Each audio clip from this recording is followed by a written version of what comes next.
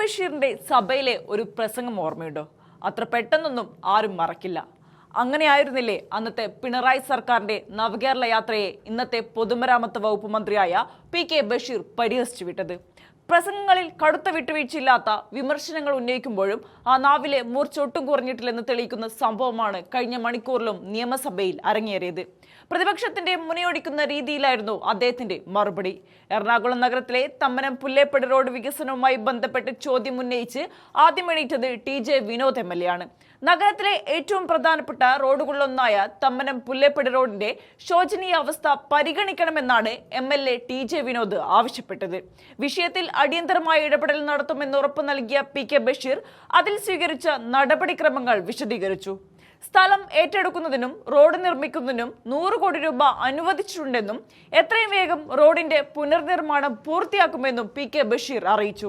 എന്നാൽ മന്ത്രിയുടെ വിശദീകരണത്തിനിടയിൽ പ്രതിപക്ഷ നിരയിൽ നിന്നും ആരോ താണവിലയെക്കുറിച്ചുള്ള ഒരു വിഷയം ഉയർത്തിക്കാട്ടി തടസ്സപ്പെടുത്താൻ ശ്രമിച്ചു. തന്റെ പ്രസംഗം തടസ്സപ്പെടുത്തിയതിന്റെ നീരസം മറച്ചുവെച്ചില്ല PK ബഷീർ. താണവിലയൊന്നുമല്ല ഇവിടെ പ്രശ്നമെന്നും നിലവിലെ പ്രശ്നം റോഡിന്റെ വികസനമാണെന്നും പറഞ്ഞ ബഷീർ താണവില തനിക്ക് പിന്നെ പറഞ്ഞു തരാമെന്നും തിരിച്ചടിച്ചു. ആ വീഡിയോ ഒന്ന് കണ്ടു നോക്കാം. സർ, ഇപ്പോ 212 വ്യക്തികൾ 500 വ്യക്തികളിലായി 212 സർവേ വ്യത്യസ്ത സർവേ നമ്പറുകളിലായി 3.65 ഹെക്ടർ സ്ഥലമാണ് ഇനി ഏറ്റെടുക്കാനുള്ളത്. സർ, KRFP ഇതിൻ്റെ ബൗണ്ടറി ഫിക്സ് ചെയ്ത് 2 സൈഡിലും കല്ലിട്ട് പോയിട്ടുണ്ട്. പക്ഷേ ഇതുമായി ബന്ധപ്പെട്ടുള്ള തുടർ നടപടികൾ ഇപ്പോൾ സ്വീകരിക്കാൻ കഴിഞ്ഞിട്ടില്ല. ഞാൻ മനസ്സിലാക്കുന്നത് RTK എന്ന മെഷീൻ ഉപയോഗിച്ച് സാറ്റലൈറ്റുമായി ബന്ധപ്പെട്ട് ഒരു ഡിജിറ്റൽ സർവേ നടത്തിയാൽ മാത്രമേ ഇത് ഓരോ വ്യക്തികൾക്കും എത്ര ഭൂമിയാണ് നഷ്ടപ്പെട്ട് റോഡിന് വേണ്ടി കൊടുക്കേണ്ടത് എന്നതിനെ സംബന്ധിച്ച് തീരുമാനമെടുക്കാൻ കഴിയുള്ളൂ.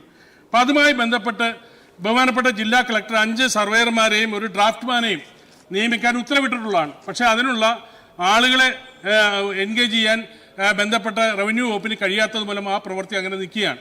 സർ, ദീർഘകാലമായി ജനങ്ങളുടെ ഒരു ആവശ്യമാണ് ഈ പ്രവൃത്തി. അതുമായി ബന്ധപ്പെട്ട് സർവേ നടപടികൾ പൂർത്തീകരിക്കാത്തത് മൂലം BVRും അതുപോലെ തന്നെ DVSും ഉണ്ടാക്കാൻ കഴിഞ്ഞിട്ടില്ല. അത് ഉണ്ടാക്കിയാൽ മാത്രമേ ഓരോ വ്യക്തികളുടെയും എത്ര ഭൂമിയാണ് എന്നതിനെ സംബന്ധിച്ച് നടപടികൾ പൂർത്തീകരിക്കാൻ കഴിയൂ. അതിനെ തുടർന്ന് 19(1) നോട്ടിഫിക്കേഷൻ ഇറക്കാൻ കഴിയുള്ളൂ. ഇപ്പോൾ 11(1) നോട്ടിഫിക്കേഷൻ നിൽക്കുകയാണ്. അടിയന്തരമായി ഈ കൊച്ചി നഗരത്തിലെ ഗതാഗത കുരുക്കിന് പരിഹാരമുണ്ടാക്കുന്നതിനുള്ള ഒരു അടിയന്തര പ്രാധാന്യമുള്ള ഒരു പ്രവൃത്തി ആയതുകൊണ്ട് ഗവൺമെൻറ് ഈ വിഷയത്തിൽ ഇടപെട്ട് ഇത് എത്രയും പെട്ടെന്ന് പൂർത്തീകരിക്കാൻ ഭൂമി ഏറ്റെടുത്ത് KRFPക്ക് ഹാൻഡ് ഓവർ ചെയ്ത് റോഡ് നിർമ്മാണം നടത്തുന്നതിനുള്ള നടപടി സ്വീകരിക്കണമെന്നാണ് ഈ സബ്മിഷനിലൂടെ എനിക്ക് അഭ്യർത്ഥിക്കാനുള്ളത്. ബഹുമാനപ്പെട്ട മന്ത്രി. സർ, എറണാകുളം മണ്ഡലത്തിലെ തമ്മനം പുല്ലേപ്പടി റോഡ് നിർമ്മാണവുമായി ബന്ധപ്പെട്ട പദ്ധതിക്ക് 10/7/2017 സർക്കാർ ഉത്തരവ് പ്രകാരം 100 കോടി രൂപ ഭരണാനുമതി നൽകിയിട്ടുണ്ട്.